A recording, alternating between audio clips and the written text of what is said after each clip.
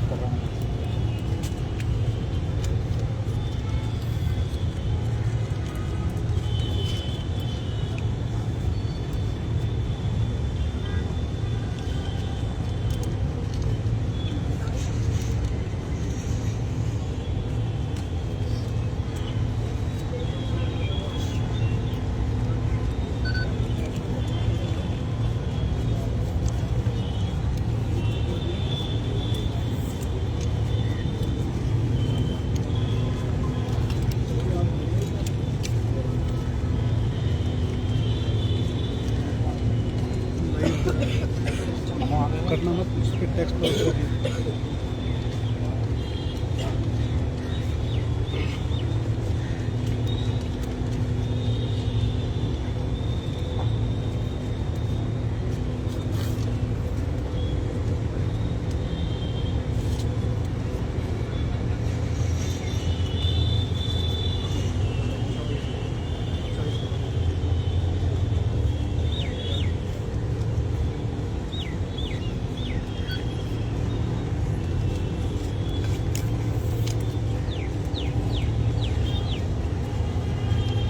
Group में डाल दो।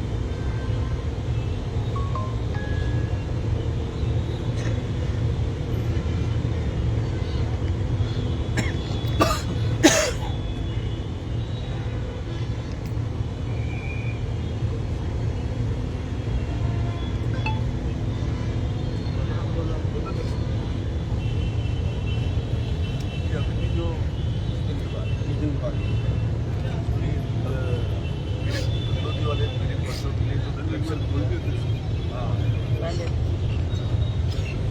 इसकी राशि है 82,086 रुपये टोटल 82,086 रुपये।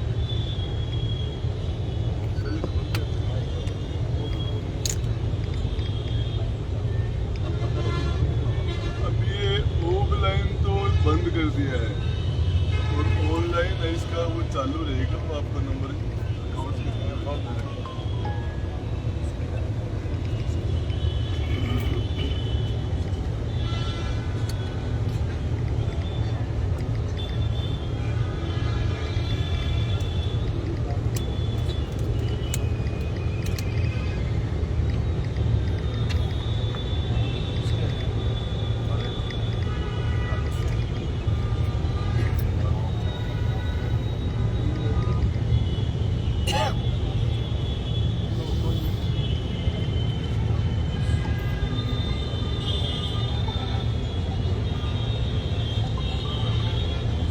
गुड़ा जी ठीक कर लीजिए। हाँ बेटा चलो तो आ जाओ फिर यहीं खड़े खड़े कर लेंगे है ना। 1 to 1 कर लो सब है ना। सिंगल लाइव में कहाँ एक बार तो सिंगल कर दें फिर 1 to 1 भी कर लेंगे ना। तो 5